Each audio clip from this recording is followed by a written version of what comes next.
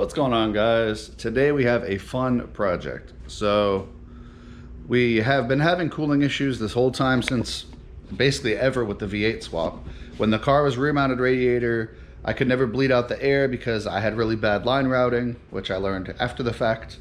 We put the radiator back on the front, I designed the cooling system, and I've been still having issues. So learning now, like I keep learning more and more about cooling systems as I go, thankfully. But it sucks going back and redoing things a couple times. So when we went to, right before we went to TX2K this year, was like basically right when I got this setup finished. So over the winter time, I did a front mounted radiator. You know, the intercooler is built into the intake manifold now, and we redid the turbo kit. So originally, I had a tank here where I'd fill my water. Well, the downside is that's below the engine level now, and I'm learning this now. But I also overlooked something. I was using an expansion tank as basically a merge fitting. So, which was a terrible idea. I should have originally, what I'm doing right now is what I should have originally done, but hindsight's 20/20. So anyway, whenever we used to run the car before, like when I street drove the car to Wawa to get some dinner, when I got to operating temperature, it was forcing water out of the system. Okay, cool, no big problem. It was fine there. But the second we started racing on it, I don't know if, I still don't think it's a head gasket issue, but you know, any engine has a little bit of pressure in it when you're pushing it. But whenever I go to make a pass in TX2K, I'd be having water shoot out the radiator cap, fill up the overflow. So obviously there was pressure in the system that needed to get out. Now, I don't know if that was just because I need more room for expansion or I had air pockets, I don't know which. However, what we did is I just kept on removing water out of the car, and I was able to make a pass that way.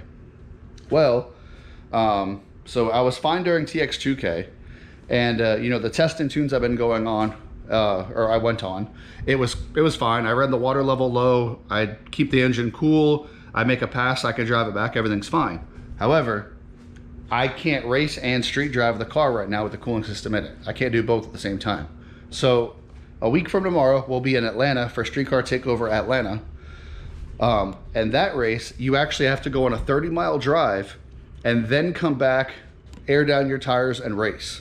So I need to make sure this cooling system is 100% good to go for street driving and for racing. And also, I really need to get some more miles put on the car for drag week. So all this will be beneficial in the long run. It's just, of course, going back and redoing things. So what I ended up doing is I took the box we had up here, cut the top off where the radiator cap was, and I'm not sure what we're going to do about this bung yet, but this is the height that I want this box. And then I ended up purchasing a Canton expansion tank. So unfortunately it was too big for my application, so I had to angle cut it at the bottom. And what we're going to end up doing is we'll have a line that'll basically go here, and then it will run down the frame rail, and we're going to have a fitting right here. And this air right here will allow me enough expansion to do the cooling system stuff. And yeah, so that's the plan right now. And then I will have a line coming off the steam port going into the top there. So no matter what, all of the air is out of the engine going into the the expansion tank, and that will only be probably a fourth full. That way I do have enough room for the cooling system to rise and, you know, whatnot. So that is the plan. I have, you know, done as much as I can at home, cutting the box, cutting the bottom of that, and then we're gonna go head down and see Mikey to drill some holes and weld some fittings. So that'll be today's adventure.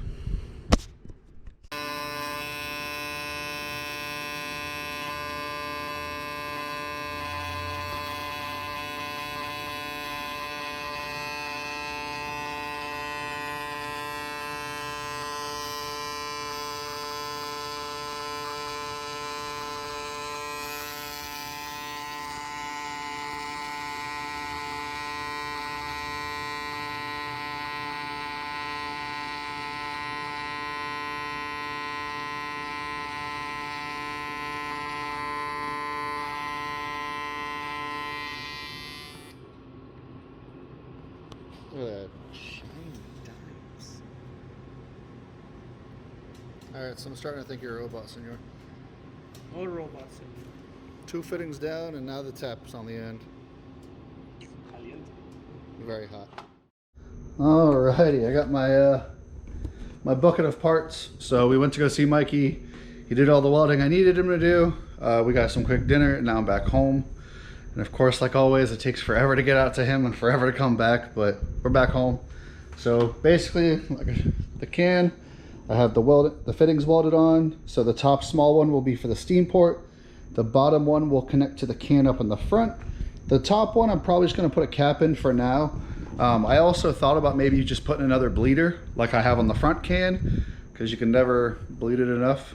But yeah, I'm pretty stoked. I mean, his welds look much better than what was on there to begin with. So I'm very happy with the overall piece. So in a second, I want to kind of mock that up, put it there. And then the other can that will go here up in the front. You know, we have the two fittings that go to the block. I just wanted to put a bleeder on it so we can bleed the air. That'll be to connect the line to the front, and this will be for the water temp sensor. Unfortunately, whenever we cut the can apart, this right here used to be a bung. So I told him I didn't care, just fill it in and we'll leave it just like that.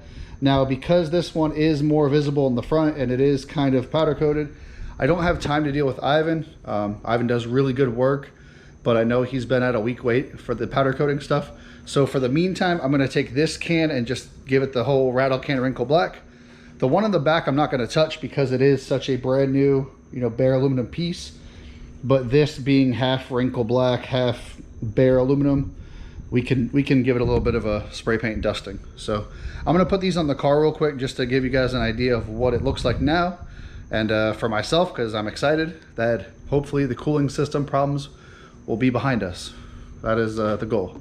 So like I said, in Atlanta, we do have to go on a 30-mile cruise, and then we go into racing. So the cooling system has to be like dialed in now. So. Alright, so after messing with these damn fittings that I get annoyed by so fast, this is basically how it's going to be set up. So the block is kind of useless at this point. It's now just a transfer area. Instead of me just buying a 212 to 16 fitting, this kind of works as what I needed to do. So this is all mock-up. This is not finished, but this is pretty much how it's going to be routed. So temperature sensors right there. Like I said, there'll be a bleeder on top so I can bleed any air out of this box. Have the fitting just like that, a hard 90 into a straight, and then the line is basically going to run under here, kind of tucked down around the frame rail like so, and then the can is here. I have to buy like spacers to space it off the firewall just a little bit, but the two holes are drilled and I'm using tape right now to keep it from rocking. But this is basically how it's going to sit. Then I have, let's see, this is the old steam port vent that I have, and I thought hopefully this worked out. I haven't tried it yet, but this was hopefully a trick idea, and it's going to work perfect. That's exciting. So I'm still using the steam port off the front of the engine, and what we'll end up doing is taking the line, and as you see, it kind of tucks behind the brake master cylinder just like that. It'll kind of come down like here, and then I have a fitting to attach there. It's like a, I think 120 degree fitting, so it's gonna kind of loop back. So basically it'll loop back out of there, come along where the fuel rail is, and then go straight into the expansion tank over there. So the steam port basically bleeds off all the air in the block. It's the highest point of the engine. So as long as we have it circulating to there, there should be no air pockets in the engine, in theory. So this is how two of my friends had theirs set up, proven street cars, Chase with the white turbo LS Miata, and then my buddy Richard that's got the turbo LS S2000. This is how theirs are set up. So if it works for them, hopefully it'll work for me. So yep, I'm pretty happy with how this came out. I mean, the box isn't the most visually appealing thing in the world, but it's just a functional piece at this point. And me and Mikey were talking about it before, with the amount of fittings that's on it, whatnot, it's just not worth the time or money to replace it with something better looking, because a box is just, it's a box, it works. And so anyway, and then also I forgot to mention, under here where my finger's at, that's where my overflow is. Turn the light on. That is a Motion Raceworks billet overflow down there. And now I'll just have the hose, the air line, it'll run up through the fender like this and then straight into the side. So I will still also have the overflow as well.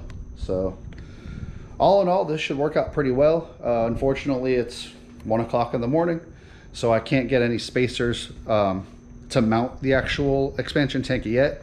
So I'm gonna go to Ace tomorrow, buy some nylon spacers, space it off the firewall a bit, a couple nuts and bolts, and we should be in good shape for that.